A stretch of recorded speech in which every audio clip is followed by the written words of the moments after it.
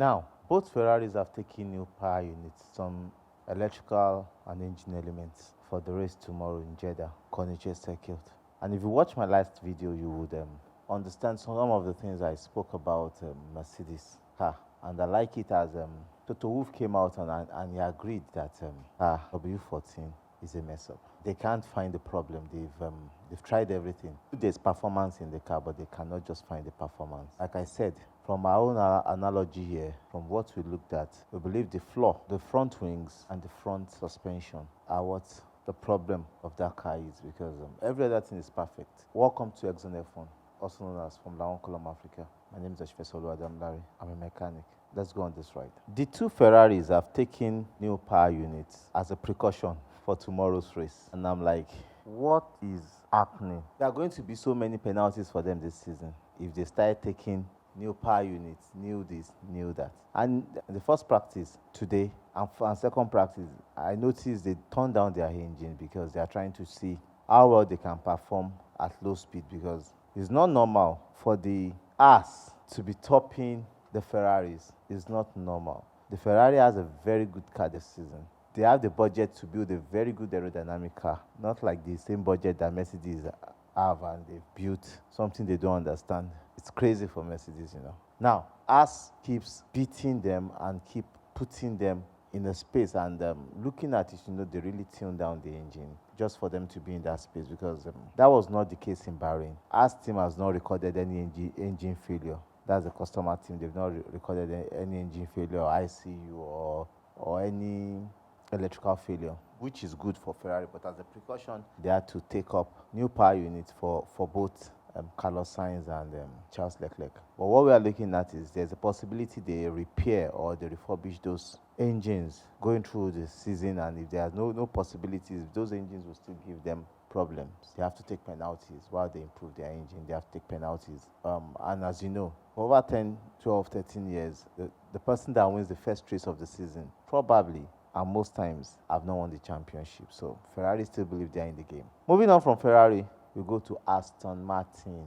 Hey, Aston Martin are really showing Red Bull that if Mercedes is not in this game, they have a Mercedes engine, transmission, rear suspension, and so electronics and some other things to challenge. They are really giving Red Bull a run for their money. They are making Red Bull feel like they need to do more, because through the practice one, Alonso, Vestappen, and Perez kept on breaking their own times, setting new laps, setting new boundaries. They were using the whole track to get the gains, to churn out laps, and they were setting laps for themselves, creating 2/10, 1/10, 3/10 away from each other throughout the first practice, which took Red Bull 1-2, Aston Martin 3-4, and the Mercedes 5-6. Though we know Ferrari turned out their power, but the Mercedes struggled. They were not holding their lines. They were just everywhere. That car at the front end was moving a lot at every corner. And from what Toto Wolff said, they cannot change the car this year, which we will agree, because of the cost cap. And like I said, it will be difficult for them to change that car, unlike last year that Aston Martin brought a new car concept. But they are going a different route. And asking about which route they are going towards, they already know what they are going to do. They know this year they won't be competitive, but by the middle of the year, they will start designing their new W15 to make that W15 more competitive against next year. Now, who will that favor? That will favor Aston Martin and Ferrari against the Red Bull. And if I were Mercedes, what I would do is I would give Aston Martin everything to challenge the Red Bull. Make the Red Bull know that Mercedes still got it. If you're a builder,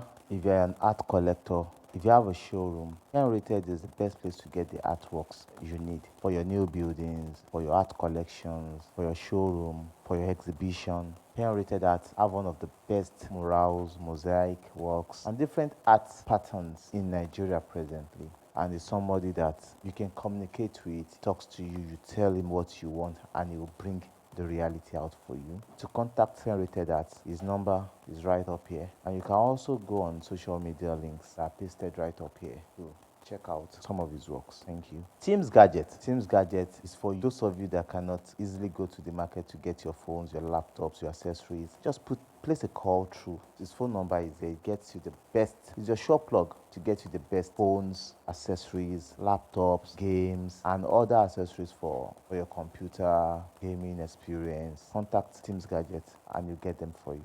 Aston Martin is virtually using everything Mercedes, including their simulator, including their aerodynamics. So what else? Give them more power. Let them challenge the Red Bull. If possible, throw the game open. Give Alonso another chance to win the championship against Vestappen. What else? It makes more sense. If you look at the second practice, Alonso really came up with a fight, splitting the two Red Bulls. And it was tight. It was very, very tight. Second practice, and Alonso and Vestappen were just giving their times the best thing they could give. Looking at third practice tomorrow, Ferrari will come up. They would really come up to where they belong. They will tune up their engine, try and re-strategize, because Charles Leclerc will be taking a 10-place grid penalty. So they'll be looking at giving him the pole position in the qualifying, which will pit him 11 on the race track tomorrow. And we also know Mercedes too might tune up their engine little, because they are really like 1 second to 1.2 seconds behind the Red Bull, which is not a good news for Mercedes. There is no championship that has been for the last 10 years in which Mercedes, Red Bull, and the Ferrari has been in that any of the three are 0.5 to 0.7 behind each other, which means during the race, they are going to be far, far behind. So it shows that Mercedes, for the past 1 year, this year, they will not be in the championship, they will not be in the competition at all. So we have to wait for Mercedes till next year. But we believe from what they are doing, they brought back James Allison. They might, towards the end of the season, they might get some aerodynamics growth. They might look better, look competitive, but it will be too late. Winning a race this season for Mercedes is a probability of a no. The probability of a no. So it's going to be a good practice 3 and qualifying tomorrow, because Mercedes will want to be in the mix, possibly because they know they are still the 4th fastest team, if not the 5th. By tomorrow, we might know if they will be the 5th, but we know that they know, and we know that they are still the 4th fastest team on the grid. So they want to be in the mix against Sunday so that they can pull up something, because I think they will be able to manage their degradation, the tire degradation on Sunday. They will be able to put up some spice in the race with strategies and some other forms of racing ideas. But we should know Mercedes are far off the pace. Alpine really brought up their A game in the second practice. They are really showing that that Renault engine is working wonders, and that might be a good thing for Alpine to also be in the mix tomorrow. McLaren are already having an engine discussion with the Red Bull powertrain, which Christian Horner confirmed. So will they ditch Mercedes for Red Bull? Well,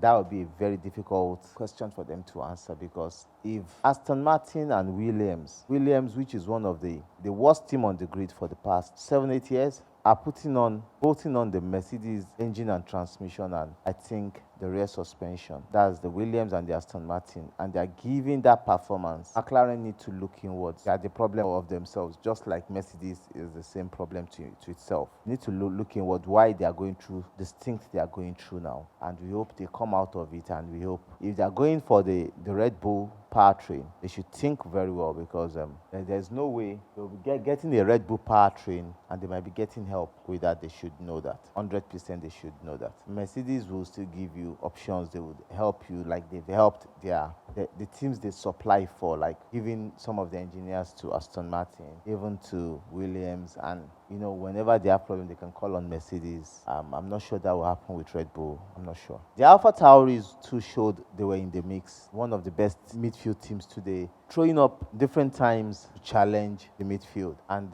through the practice 3 tomorrow, we should be able to see what the grid should look like. But from what we're seeing in practice 1, practice 2, should be a mix between Red Bull, Ferrari, and Aston Martin for the grid tomorrow. So if you have not seen our last video, you can go back to the last video, look at it, and comment, and also understand some of the things we've spoken about before this practice 1 and the practice 2. The final practice is tomorrow. The qualifying is tomorrow. Watch out for our next video on it ahead of Sunday Grand Prix, which will give you the lowdown of what goes down in Saudi Arabia, Jeddah, the Corniche circuit. Thank you. So you can predict who will win the Saudi Arabian Grand Prix in Jeddah on Sunday, and who you think will be on pole tomorrow.